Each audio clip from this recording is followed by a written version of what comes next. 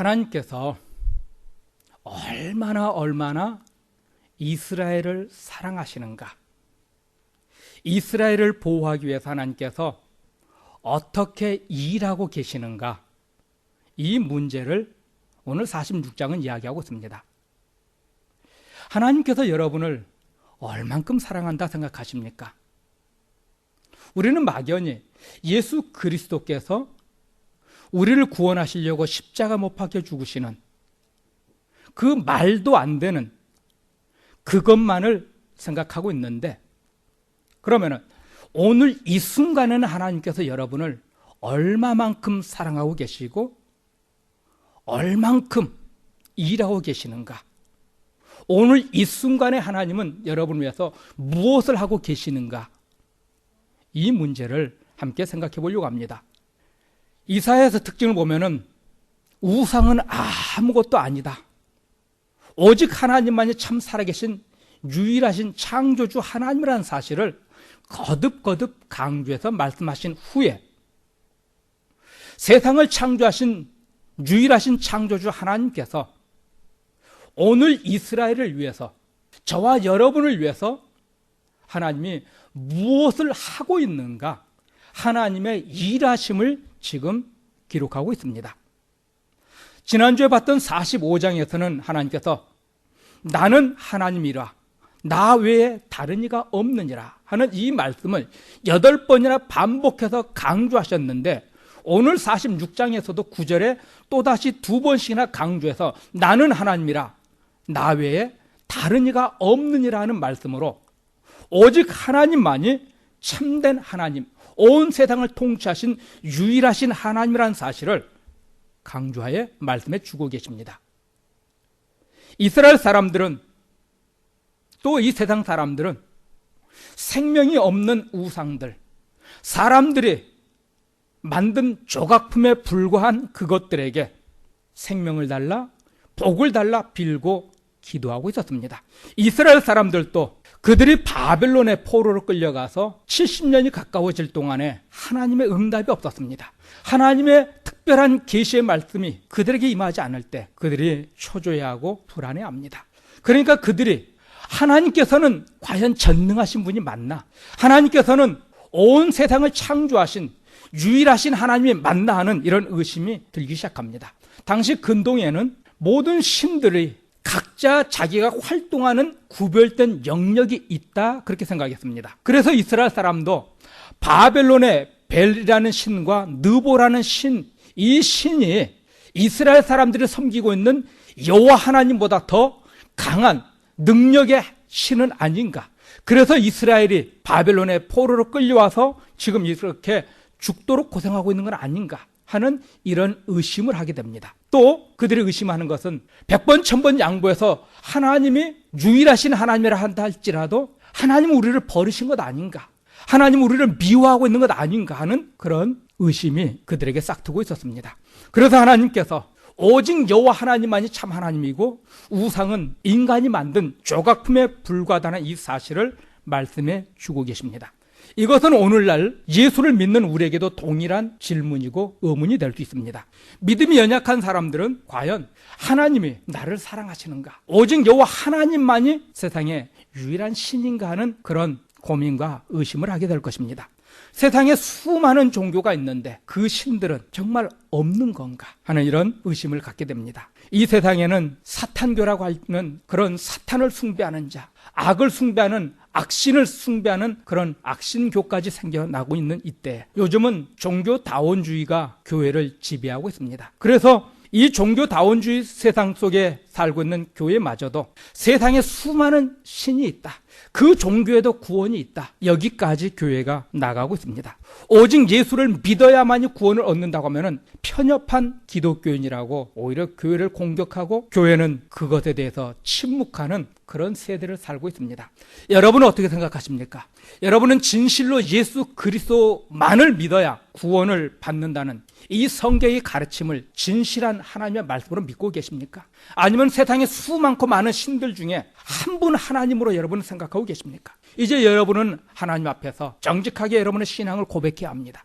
하나님의 말씀을 믿을 것인가? 아니면 세상 사람들이 말하고 있는 이 종교다원주의 속에서 모든 신도 인정하고 그들과 함께 손에 손을 맞잡고 세상 평화를 외치면서 너도 옳고 나도 옳고 하는 이런 거짓된 가르침에 동참할 것인가? 여러분은 결정해야 합니다. 우리는 하나님의 말씀, 우리 주님의 말씀을 믿을 것인지 세상 거짓된 자들의 그 말을 인정할 것인지 결정해야 합니다. 이 결정은 하나님을 거짓말장이로 만들 것인지 아니면 질투의 화신으로 만들 것인지 아니면 진실하신 하나님의 말씀으로 믿을 것인지 그것을 결단하는 것입니다. 타 종교에도 구원이 있다 말하는 것은요, 하나님의 신실성을 부정해버리는 것입니다. 하나님의 존재성을 부정해버리는 행위입니다. 타 종교에도 구원이 있다고 한다면 하나님을 천하의 거짓말장이로 만든 겁니다. 하나님은 수없이 신구약 성경을 통해서 오직 하나님만이 유일하신 창조주 하나님을 말씀하셨고 우리 주 예수 그리스도께서도 오직 예수를 믿어야만이 구원이 있다 말씀하셨는데 이것을 부정해버린다고 하면은 우리는 하나님을 거짓말장애, 천하의 사기꾼을 만드는 무서운 죄를 범하는 것입니다. 그런데 오늘날 자유주의 신학자들은 타 종교에도 구원이 있다 합니다. 정말로 우리가 무서운 세대를 살고 있습니다. 이 끔찍한 세대를 살고 있는 저와 여러분이 오직 여호와가 한 분 하나님이라는 이 사실을 여러분 생명 걸고 이야기할 수 있습니까? 요즘은 오직 예수를 믿어야만이 구원을 얻는다 하면은요, 인터넷에 올라가가지고 네티즌들이 얼마나 개처럼 물어뜯는지 몰라요. 그들 앞에서도 여러분은 예수만이 유일한 나의 구원주, 나의 하나님이라고 신앙을 고백하셔야 합니다. 여호수아서 24장 15절 같이 봅니다. 만일 여호와를 섬기는 것이 너희에게 좋게 보이거든 너희 조상들이 강 저쪽에서 섬기던 신들이 또는 너희가 거주하던 땅에 있는 아모리 족속의 신들이든지 너희가 섬길 자를 오늘 택하라. 오직 나와 내 집은 여호와를 섬기겠노라 하니. 아멘. 여호수아가 말합니다. 이스라엘 백성들에게 나와 내 집은 오직 여호와만 섬기겠노라. 너희도 여호와만을 섬길 것인지 강 저편 요단강을 건너오기 전에 세상 많은 신들, 그 신들을 섬길 것인지 결단하라, 선택하라 말하고 있습니다.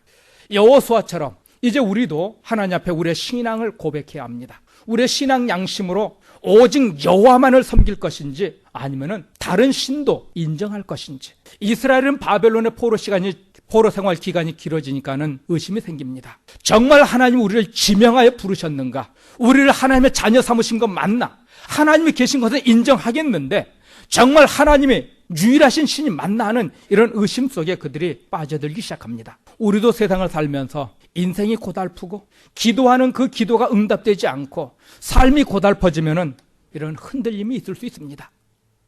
위대한 믿음의 선배들도 그랬으니까요. 시편 44편 22절부터 26절 같이 봅니다. 우리가 종일 주를 위하여 죽임을 당케 되며 도살할 양같이 여김을 받았나이다. 주여께서서 어찌하여 주무시나이까? 일어나소서 우리를 영영히 버리지 마소서. 어찌하여 주의 얼굴을 가리우시고 우리 고난과 압제를 잊으시나이까? 우리 영혼은 진토에 굽으리고 우리 몸은 땅에 붙었나이다.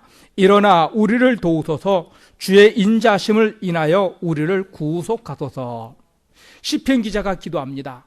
자기는 지금 도살장에 있는 양처럼 이제 곧 죽을 그런 위험한 지경에 있는데 너무나도 괴롭고 슬프고 견디기 어려운 이 환난 중에 있는데 하나님 어느 때까지 주무시겠습니까?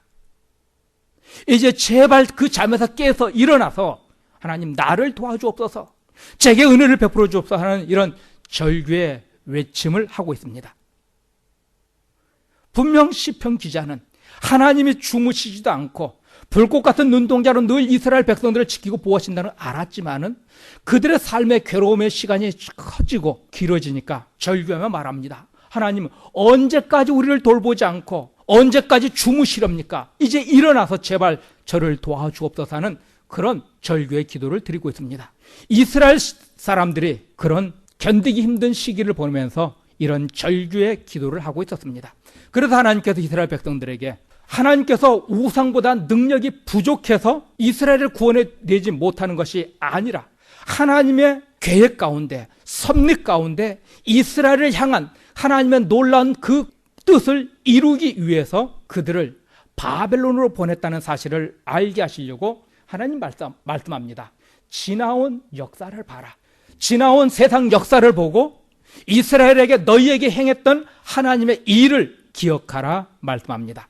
그러면 지나온 과거를 통해서 하나님이 어떤 분이라는 사실을 그들이 알게 될 것이다 말씀해 주고 계십니다. 오늘 이사야 46장 1절 2절 같이 봅니다. 벨은 엎드려졌고 느보는 구부러졌도다. 그들의 우상들은 짐승과 가축에게 실렸으니 너희가 떼매고 다니던 그것들이 피곤한 짐승의 무거운 짐이 되었도다.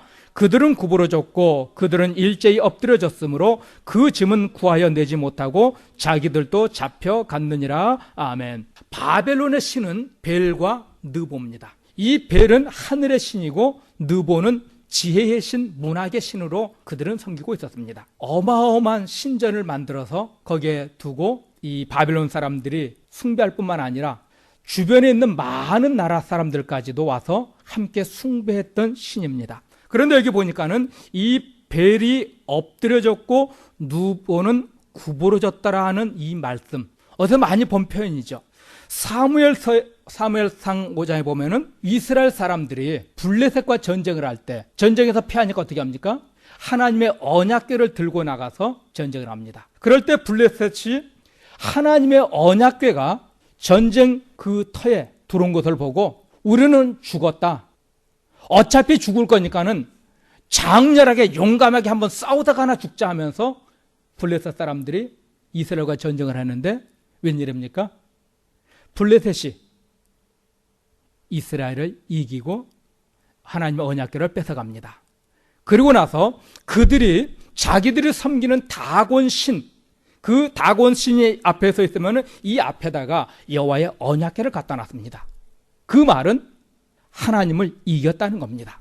다곤 신이 하나님을 이겼다는 겁니다. 그런데 그 다음날 아침에 다곤 신전의 문을 열어보니까는 다곤 신이 여호와의 언약궤 앞에 얼굴을 땅에 쳐박고 엎드려 있는 모습을 보여줍니다. 그래서 다시 다곤 신을 세워놨는데 그 다음날 또 문을 열고 보니까는 이제는 다곤 신의 목과 손과 발이 부러지고 몸뚱아리가 땅바닥에 나뒹굴고 있는 그 모습을 보여주고 있습니다. 이것을 통해서 하나님께서는 다곤 신은 돌덩이에 불과하다는 것을 보여주셨습니다. 이 블레셋은 다곤 신이 살아있는 신, 여호와를 이긴 신이라 믿었지만은 하나님께서는 다곤 신은 돌덩이에 불과하다는 사실을 보여주셨던 것처럼 오늘 이 바벨론의 벨과 느보라는 이 신이 엎드려졌고 구부러져서 짐승들이 끌고 가는 그 수레에 짐짝처럼 던져져 있다는 이 사실을 통해서 이 바벨론의 신 역시 조각품에 불과하다는 사실을 이스라엘 사람들에게 말씀해 주고 계십니다. 이것을 알게 하시려고 이사야 43장부터 오늘 46장까지 고레스를 통해서 이스라엘을 구원해 주실 것이라 말합니다.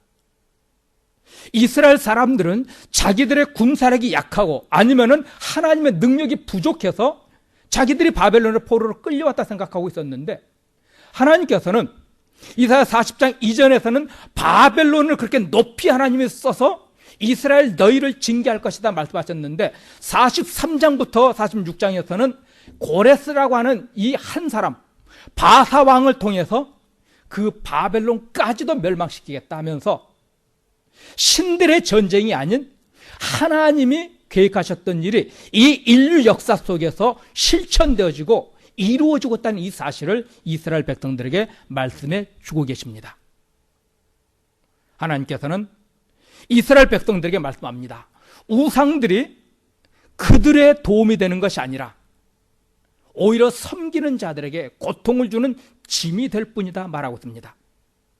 6절과 7절을 보면요, 사람들이 주머니에서 금을 꺼내고 은을 꺼내서 만든 신들, 그것에 불과한 그 신들, 그것에게 기도하고 있지만은 그것들은 너희들에게 응답해 주지 못하는 죽어있는 신에 불과하지 않느냐 말씀합니다. 이렇게 말씀하셨던 것은 당시 역사적으로 보면은 바벨론이 멸망하고 고레스에게 나라가 정복당한 뒤에도 이 고레스 왕은 벨신을 자기들의 나라의 신으로 섬기기 시작합니다. 벨신을 섬기는 사제들이 벨신이 살아있다는 것을 홍보하기 위해서 벨신에게 제물을 바치면은 그 신이 먹는다, 소문을 퍼뜨리기 시작합니다. 그래서 아침마다 벨신에게 진수성찬을 차려서 그 신전에 놓습니다. 그러면 밤에 신전 문을 닫고 다 나가잖아요. 그러면은 그 신전 밑에 굴을 파가지고 글로 들어가서 그 벨신을 섬기는 사제들 가족까지 다 와서 음식을 싹 먹고 다시 비밀 통로를 통해서 나갔습니다. 그러니까 이 바사의 왕이 정말 자기가 봐도 신들이 음식을 먹고 가는 신이 하나도 없었는데 이 벨신은 정말 살아있구나. 그 나라 사람들뿐만 아니라 그 주변에 있는 모든 사람들이 다 현혹되기 시작합니다. 바벨론에 어렸을 때 포로로 끌려갔던 다니엘이 그것을 보고 본인 스스로가 벨신 앞에 가서 먹을 수 있는 엄청난 음식을 쌓아놓습니다. 그리고 사람들 다 나가게 한 다음에 그 바닥에다가 흰 가루를 뿌리고 밖으로 해서 신전문을 닫아버렸습니다. 아무것도 모르고 있었던 이 벨신을 섬겼던 자들이 밤에 비밀 통로를 통해서 신전에 올라갔습니다. 캄캄하니까는 모르겠죠. 차려놓은 음식을 맛있게 다 먹고 사라졌습니다. 그 다음날 다니엘이 왕을 부르고 신전문을 함께 엽니다. 보니까는 그 바닥에 수많은 발자국이 찍혀 있습니다. 그래서 왕이 명령해서 비밀 통로를 찾게 하고 결국 그 벨신을 섬기는 사제들을 다 죽이는 그런 일들이 있었습니다. 이렇게 우상들은 아무것도 아니란 사실을 우리 하나님께서 이스라엘 백성들뿐만 아니라 그 지역에 있는 모든 사람들에게 또한 친히 보여주셨던 사건이 있었습니다. 반면 우리 전능하신 하나님 하신 일을 한번 보시기 바랍니다. 우리는 이미 이사야 43장부터 진행해 오면서 하나님 하셨던 말씀을 기억하고 있습니다. 하나님 뭐라 말씀하셨습니까? 너는 나의 사랑스러운 귀염둥이, 내 눈에 넣어도 아프지 않을 나의 자식이라 말씀하셨습니다. 그리고 하나님 말씀하셨습니다. 나는 너를 미워하지 않고 싫어하지 않는다 말씀하셨습니다. 이렇게 말씀하신 하나님이 이스라엘 백성들을 어떻게 양육하셨는가, 그 양육의 방법이 오늘 46장에 기록되고 있습니다. 3절 한번 보시기 바랍니다. 야곱의 집이여 이스라엘 집에 남은 모든 자여 내게 들을지어다. 배에서 태어남으로부터 내게 안겼고 태에서 남으로부터 내게 업힌 너희여 말씀합니다. 태에서 남으로부터 내 품에 안겼다 하는 이 말씀은 이스라엘이라고 하는 민족의 탄생 시점을 이야기하는 것입니다. 이스라엘이 어떻게 탄생됩니까? 갈대아 우르에 살고 있던 아브라함을 하나님 부르시죠. 왜 부르셨습니까? 나는 너희 하나님 되고 너희는 내 백성 되게 하리라. 이것을 이루시기 위해서 아브라함을 부르셨습니다. 아브라함을 부르신 후에 하나님 말씀합니다. 내가 내게 하늘에 있는 저 수많은 별처럼 내 후손을 그와 같이 많이 주겠다 말씀합니다. 바닷가에 모래알처럼 수많은 자녀를 주겠다 말씀합니다. 그 약속을 지키기 위해서 하나님 어떻게 하십니까? 요셉을 애국으로 보냅니다. 이집트에서 430년 동안 이스라엘 민족을, 이집트를 인큐베이터처럼 사용해서 수많은 민족으로 양육해 내셨습니다. 그런 다음에 모세를 통해서 이스라엘 민족을 애굽에서 출애굽시키죠. 이 사건을 지금 여기 3절에서 이스라엘 집에서 난 너희라는 표현을 쓰고 있는 것입니다. 우리가 어머니 뱃속에서 태어난 이 생육적인 출생을 의미하는 것이 아니라 하나님께서 이스라엘을 민족으로 만들었던 그 사건을 지금 이야기하고 있습니다. 또 두 번째, 태에서 남으로부터 업힌 너희여, 이 말씀은 나사라라는 히브리어인데요. 이 나사라는 말을 좀 한 두 가지 용례로 볼 수 있는데요. 출애굽기 19장 4절 봅니다. 내가 애굽에서 사람에게 어떻게 행하였음과 내가 어떻게 독수리 날개로 너희를 업어 내게로 인도하였음을 너희가 보았느니라. 하나님께서 이스라엘 백성들을 어떻게 하셨다고요? 독수리 날개로 너희를 업어서 이곳까지 인도했다 표현을 쓰고 있습니다. 독수리 날개를 보면 에스겔에서 보면은 권능을 상징합니다. 하나님의 그 권능으로 이스라엘을 큰 민족을 만들어서 이곳까지 오게 하셨다 말씀하고 있고요. 두 번째 의미는요, 신명기 1장 31절입니다. 같이 보죠. 광야에서도 너희가 당하였거니와 사람이 자기의 아들을 아는 것 같이 너희 하나님 여호와께서 너희가 걸어온 길에서 너희를 아느사 이곳까지 이르게 하셨느니라 하나. 사람이 자기 아들을 아는 것 같이 하나님께서 광야길을 하나님이 안고 건너오셨다 말씀합니다. 하나님의 양육의 방법이 여기 있었습니다. 하나님께서 안으시고 업으셔서 이스라엘 백성들을 키우셨다는 겁니다. 이처럼 하나님께서 오늘 저와 여러분을 안으시고 업으시고 키우시는 줄로 믿습니다. 예레미야서 보면은요, 하나님께서 이스라엘 백성들을 마치 남편이 사랑스러운 아내의 손을 잡고 길을 가듯이 이스라엘 민족을 인도했는데, 그들이 사랑스러운 순결한 남편의 손을 잡고 가면서도 그들의 마음과 시선은 세상으로 향하니까 어떻게 하셨습니까?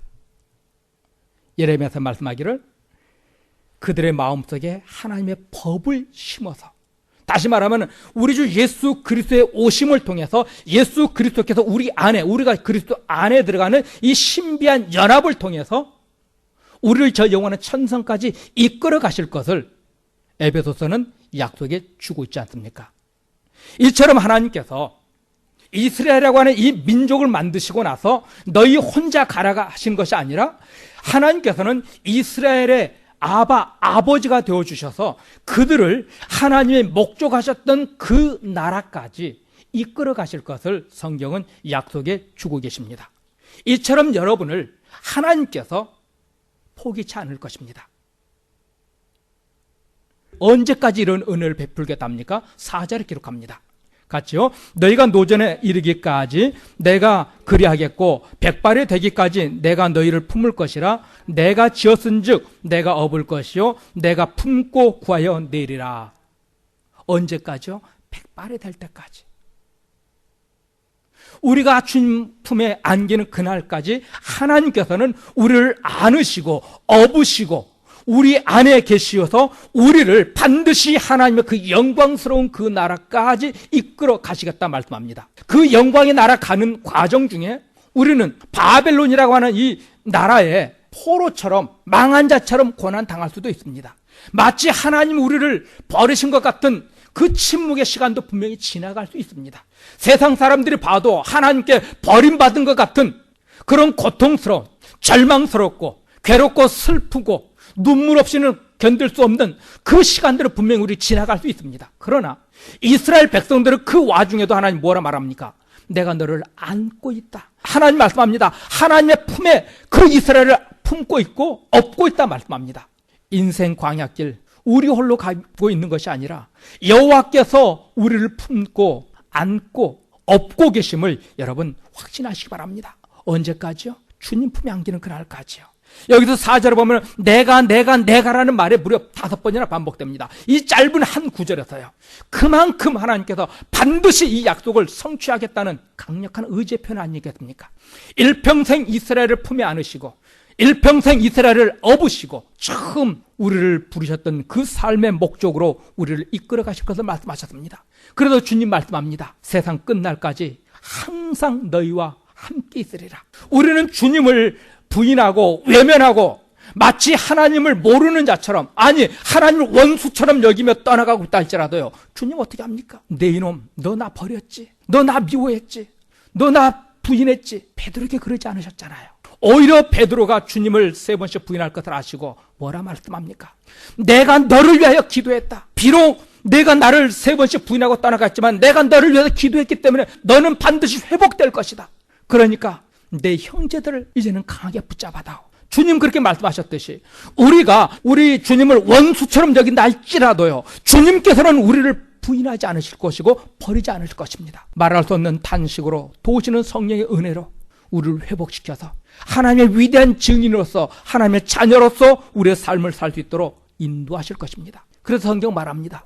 우리가 불 가운데 지나간다 할지라도 물 가운데 지나간다 할지라도 우리 주님 우리를 지키시고 보호하셔서요, 반드시 하나님의 그 은혜를 송축하는 이런 은혜를 베풀어 주실 것을 말씀합니다. 왜 이런 은혜를 베푸셨습니까? 내가 지었다 말하고 있지 않습니까? 하나님 우리를 지으셨다 말씀하고 있지 않습니까?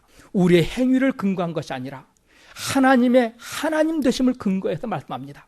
우리는 자꾸 나의 삶을 가지고 하나님 앞에 은혜 받을 만한 짓을 했나, 하나님께서 나에게 복을 주실 만한 짓을 했나 하는 나의 삶의 문제를 가지고 자꾸 주님 앞에 서려고 합니다. 세상 그 누구도요 자기 삶의 문제로 설 수 없습니다. 유다서 1장 9절 금요일 날 말씀드렸죠. 하나님의 그 율법을 우리에게 전해주었던 위대한 선지자 모세가 죽었습니다. 모세가 죽었을 때 사탄이 모세의 시체를 가운데 두고 천사장 미가엘과 다툽니다. 아니, 천사장 미가엘에게 지금 모세가 살면서 지었던 모든 죄를 고발합니다. 그런데 천사장 미가엘은 단 한마디도 모세를 변론해 줄 수가 없었습니다. 그래서 하는 말이 하나님께서 사탄들을 꾸짖기를 원하노라 하는 이 말밖에 할 것이 없었습니다. 왜요? 모세는 그런 죄가 있었으니까요. 모세의 행위로는 도무지 하나님 앞에 설 수 없으니까요. 아브라함도, 다윗, 성경에 기록된 모든 인물들은 그들의 행위로는 도무지 설 수 없었잖아요. 구약에서 가장 위대한 선지자를 꼽으라면 모세를 꼽을 수 있는데 이분마저도 사탄에게 이렇게 철저히 짓밟히며 고소를 당할 그런 모습을 우리에게 보여주지 않습니까? 우리의 모습으로는 주님 앞에 설 수 없습니다. 그러므로 우리는 하나님 앞에 솔직히 고백해야 합니다. 하나님, 나는 아무것도 할 수 없는 무능한 존재입니다. 이렇게 무능한 나를 부르셨으니 이제 하나님께서 나를 만들어주시고 나를 써주시옵소서, 나를 구원해 주옵소서 하면서 자기의 무능함과 이 죄악됨을 솔직히 하나님께 끄집어내고 하나님의 은혜를 구할 수밖에 없습니다. 하나님께서 우리의 행위의 열매를 보시고 구원하신 것이 아니라 하나님 우리를 지명하여 부르셨기 때문에, 우리를 지으셨기 때문에 우리의 삶의 모습과는 관계없이 구원해 내시는 줄로 믿습니다. 이스라엘 백성들이 그랬잖아요. 바벨론 70년 포로 생활 동안에 그들이 하나님 찾았습니까? 아니요. 오히려 또 다른 우상 숭배에 미쳐 있었습니다. 그런데 하나님께서 그들을 버리지 않으셨습니다. 포기하지 않았습니다. 왜요? 하나님의 것이니까. 하나님이 지명하여 부르셨기 때문에 결코 하나님의 그 사랑에서 끊어낼 수 있는 것은 아무것도 없다. 사랑하는 성도 여러분, 하나님께서 여러분을 지명하여 부르셨습니다. 그러기에 하나님께서는 여러분을 업으시고 안으셔서라도 우리 주님이 친히 우리를 품에 안으시고 저 영광스러운 그 나라까지 우리를 이끌어 가심을 믿을 수 있길 바랍니다. 이 믿음이 있을 때 우리 앞에 어떤 시련이 있다 할지라도 이것도 곧 지나가리라. 이 시련을 우리 주님이 지금 나를 품에 안고 함께 가고 있다는 이 믿음이 있다면 그 시련도 넉넉히 이기게 될 줄로 믿습니다. 10절 같이 봅니다. 내가 시초부터 종말을 알리며 아직 이루지 아니한 일을 옛적부터 보이고 이르기를 나의 뜻이 설 것이니 내가 나의 모든 기뻐하는 것을 이루리라 하였노라. 태초부터 종말을 알렸다 말합니다. 하나님께서 아담을 창조하신 이후에 그때 이미 종말을 이야기하고 있습니다. 창세기 2장을 보면요, 3장을 들어가면은 아담이 선악과를 따먹은 후에 바로 종말을 이야기하고 있습니다. 창조부터 종말이 계획되었습니다.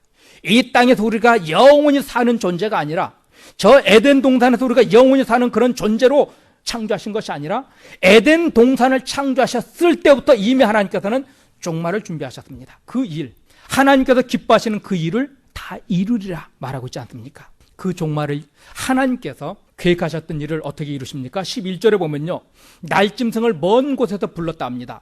영어 성경에 보면은 독수리를 불렀다는 표현이 있습니다. 그래서 이 독수리라는 이 말은, 독수리의 특징이 뭡니까? 자기가 잡아먹을 끼든 뭐 쥐든 있으면 높은 곳에 떠 있다가 쏜살같이 내려와서 순식간에 낚아채는 것처럼요. 지금 이스라엘이 바벨론의 포로로 끌려가 있지만은 멀리 있는 사나운 날짐승, 먼 나라에 있는 이 바사의 고레스를 이렇게 급하게 보내서 바벨론을 순식간에 멸망시킬 것이다, 그렇게 말합니다. 그렇게 해서 하나님의 의를 이루겠다, 공의를 실천하겠다 말씀합니다. 사랑하는 성도 여러분, 우리의 구원이, 우리의 기도의 제목이, 우리의 마음의 소원이 응답되지 않을 때 하나님께서는 나를 외면하고 계시는가, 하나님은 멀리 계시는가, 하나님은 주무시는 것 아닌가 하는 그런 답답함, 그런 절규가 우리 안에서 쏟아져 나올 수 있습니다. 그러나 믿으시기 바랍니다. 구원이 속히 이룰 것이라. 나의 구원이 지체하지 않을 것이라 하셨던 이 위대하신 하나님의 약속을 여러분 믿길 바랍니다. 우리가 지금 나의 답답한 심정 때문에 바로 내가 원하는 때 해주기를 원하지만 하나님 말씀합니다. 나의 구원이 지체하지 않을 것이다. 이 말씀처럼 하나님께서는 분명 우리를 구원해 주실 뿐만 아니라 우리의 기도의 제목까지도 응답해 주심을 믿고 하나님 앞에 늘 힘써 기도하며 주님을 찾는 저와 여러분 되기를 원합니다. 같이 기도합니다.